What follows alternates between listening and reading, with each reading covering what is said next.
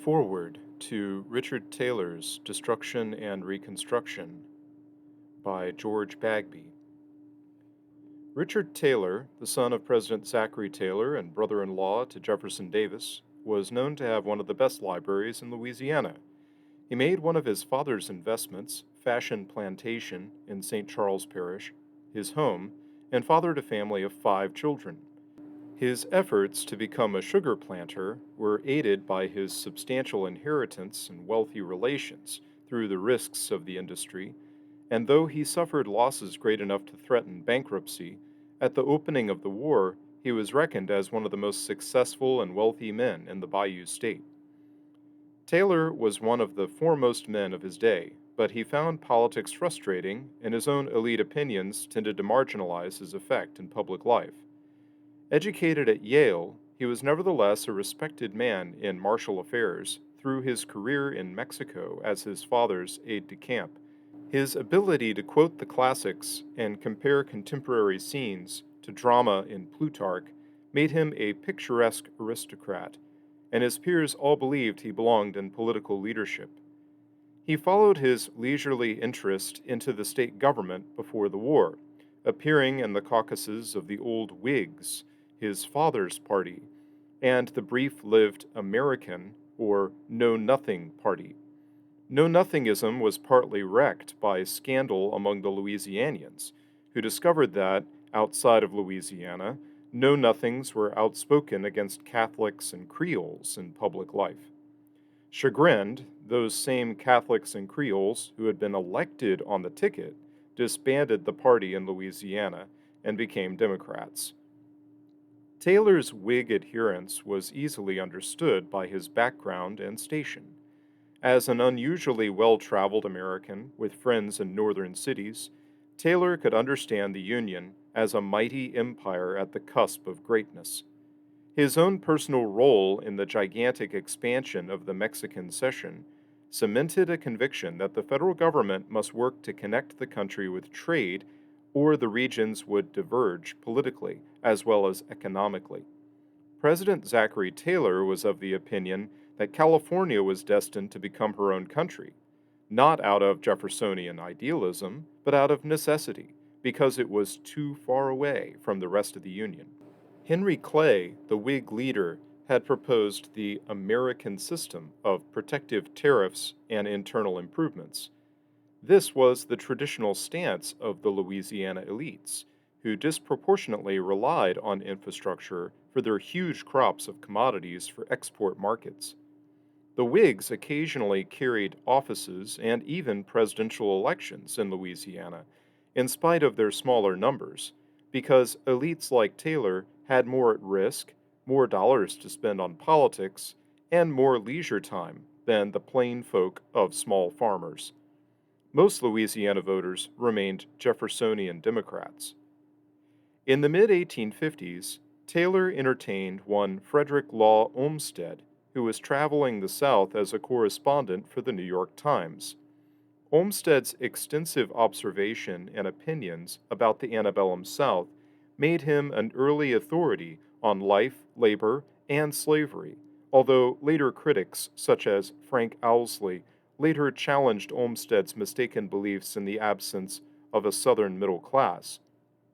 Olmsted's record of Mr. R, as he called Taylor, is an excellent eyewitness account of the patrician at home and the circumstances of his estate. This lengthy and valuable testimony, focused, as the modern reader naturally is, on the workings of slavery, has led to its inclusion as an appendix in this book. Taylor's opinions made him the outspoken contrarian among the Democrat majority, but he tended to acquiesce in debate. After Lincoln's election, Taylor was sent to Louisiana's convention to debate secession and independence. Here he proved prescient. He predicted war when his compatriots imagined a peaceable separation. He noted the disparities of population and resources. He worried that the South had no industrial base, nor time to compensate for the lack of these sinews of war, but he nevertheless voted for secession. He demanded immediate and large investments in military hardware, but his proposals were mostly ignored by his comrades. He returned to fashion and made known both his pessimism with the sanguine policy and his willingness to serve. Richard Weaver noted that Taylor left nothing to imply that it cost him an internal struggle to go with the Confederacy. A gentleman is always loyal to his home, his family, and his friends against the worst odds. Taylor's reflection on the overconfidence of the Confederate leadership in these early days of the effort informs his most poignant observation in his work, that the men were as unconscious as scene shifters in some awful tragedy. Taylor acted with a better understanding of the South's chances and what they stood to lose. Taylor's circumstances in service, both East and West, are documented in his work.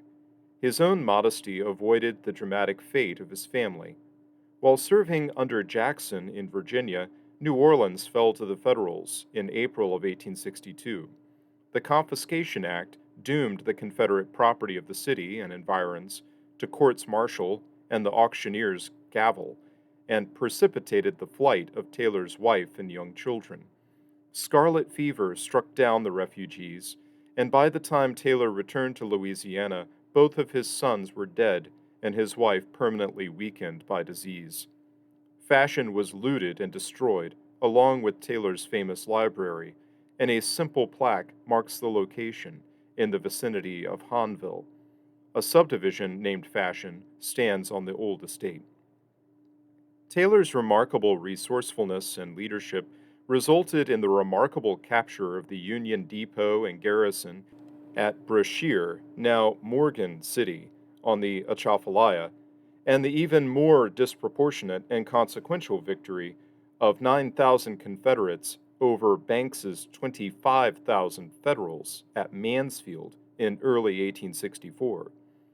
Taylor was the greatest captain of the Trans-Mississippi, and reinforced by the administrative acumen of the noble Henry Watkins Allen, is a bright point of leadership in the otherwise dreadful year of 1864 in the Confederate West. Taylor was promoted finally to lieutenant general and took command of Hood's shattered Army of Tennessee to surrender the remnant at Citronelle, Alabama, in May of 1865, one of the last major armies to surrender. Taylor returned to Louisiana with both many and few prospects. Economically ruined by the war and his long suffering family impoverished, Taylor was embarrassed and impressed when presented with a subscription or fundraiser by his former slaves from Fashion. Overwhelmed with pity at their master's fall, they pooled their own meager resources to help support him in his hour of need. In dignity, pride, or lingering sense of noblesse oblige, Taylor rejected the gift and advised his freemen to provide for their own futures.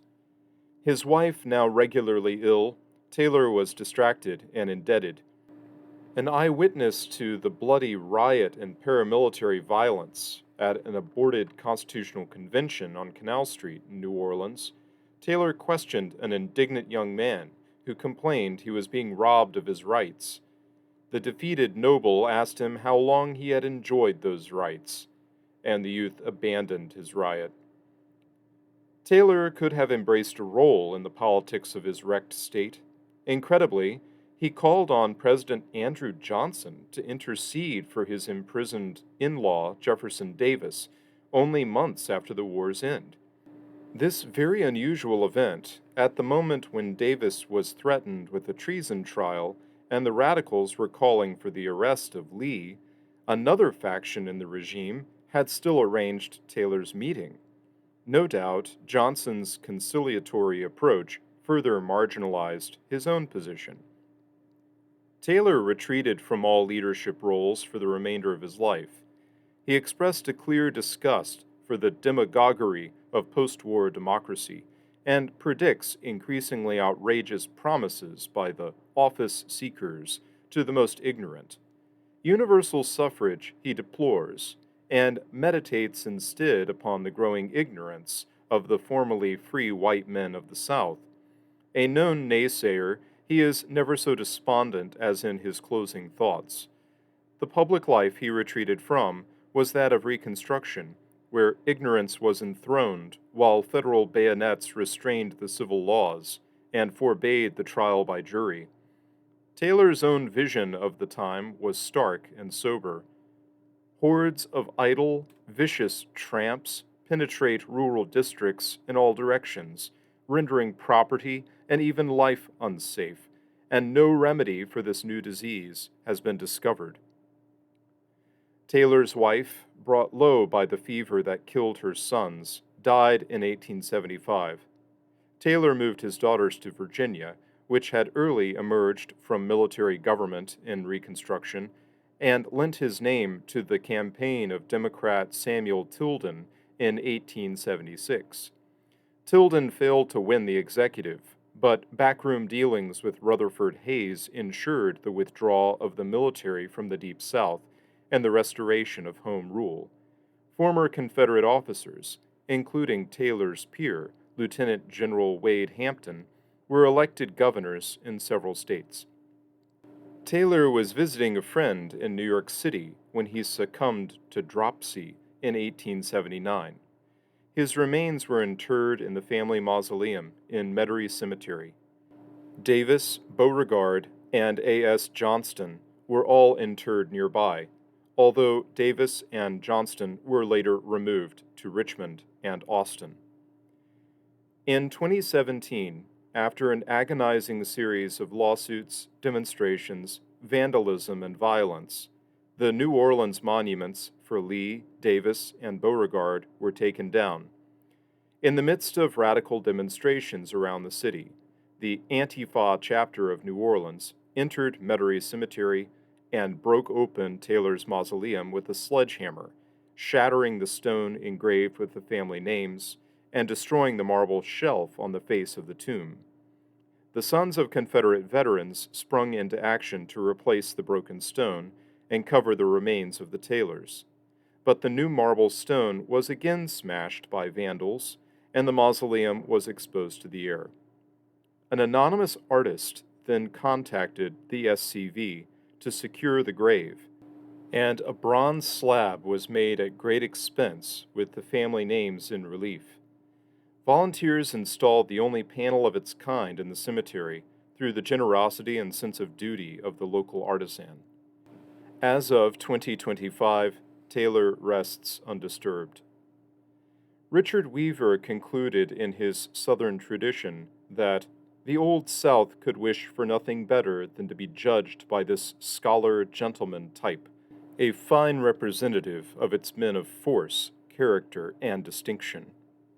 George Bagby, The Mississippi River, Spring 2025.